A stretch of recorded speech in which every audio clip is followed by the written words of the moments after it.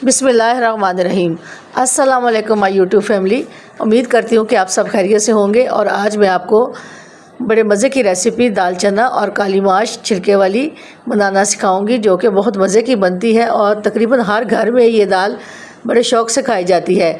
इसमें मैं जो स्पाइसेस डालूँगी वो सूखा पिसा धनिया 1 टीस्पून हल्दी, 1 टेबलस्पून सुरख मिर्च और 1 टीस्पून नमक आप कम ज़्यादा कर सकते हो। और इसमें मैं प्याज, लहसुन, हरी मिर्च ये भी साथ में डाल दूँगी। आप इसको जूसर ब्लेंडर में मिक्स कर सकते हैं, लेकिन मैं इसको साबुत ही डालूँगी। और ये मैंने 1 कप दाल चना ली है और 1 कप दाल माश काली छिलका वाली ली है। उसको साफ़ करके भिगो के धो के मैं अब आपको पकाना सिखाऊंगी कि इसको हमने किस तरह पकाना है। आप मेरे चैनल को सब्सक्राइब करें, लाइक करें, शेयर करें और बेल आइकन के बटन को प्रेस करें। उम्मीद करती हूँ कि आप मेरी दाल को ज़रूर फॉलो करेंगे और घर पे ज़रूर पकाएंगे। अब मैंने इसमें 2 जग पानी डाल दिया है और ये जो दाल मैंने कुछ देर पहले भिगो के रखी थी उसको मैंने इसमें डाल दिया है। और मैं इसमें तमाम स्पाइसेस डाल दूँगी और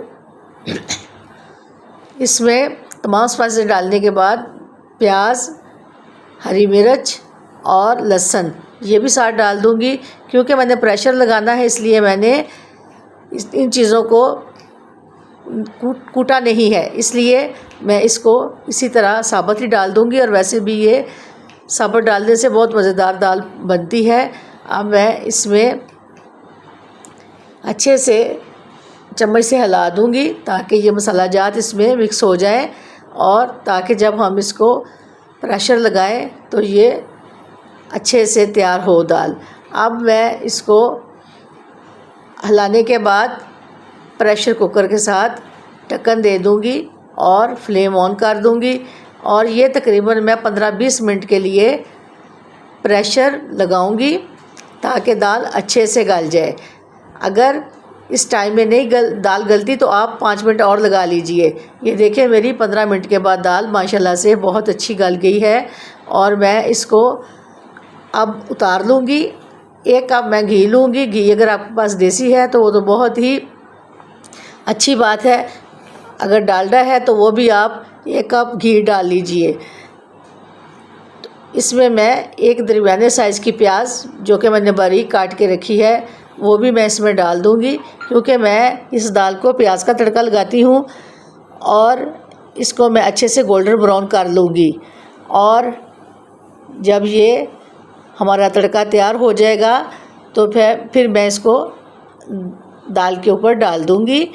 और मैं अभी आप इसको बना के पका के सर्व करके आपको दिखाऊँगी। ये देखिए हमारा प्याज घी में गोल्डन ब्राउन हो रहा है और ये दाल, इस चना और माश ये मिक्स दाल बहुत अच्छी बनती है।